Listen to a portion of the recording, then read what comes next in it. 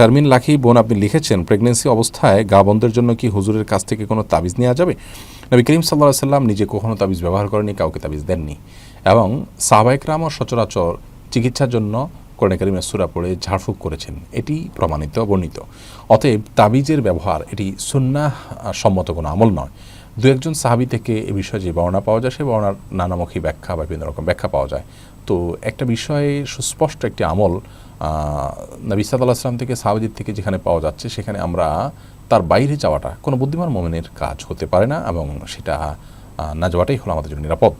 হ্যাঁ, আপনার এরকম পরিস্থিতি, অর্থাৎ প্রেগনেন্সির সময় আপনি দুষ্ট জিনের দ্বারা প্রভাবিত হতে পারেন মনে হলে তিনকুল পড়ে তিনবার কুলুহাল্লা কুলরফালা কুরাবনাস তিনবার পড়ে ফু দিয়ে রাত্রে শরীর মুছবেন, সকাল সন্ধ্যা পড়বেন, এবং যতবার পারেন পড়বেন, মুছবেন, সূরা ফাতিহা পড়ে ফু দিবেন, এবং সূরা বাকারা তেলাওয়াত করবেন। এ জাতীয় যে আমলগুলো আছে সকাল সন্ধ্যার আমল সহ, সেগুলো বেশি বেশি করবেন। ভিডিওটি ভালো লাগলে লাইক করো এবং আরও ভিডিও পেতে চাইলে চ্যানেলটি সাবস্ক্রাইব করে পাশে থাকুন। আসসালামু আলাইকুম রহমতুল্লাহ।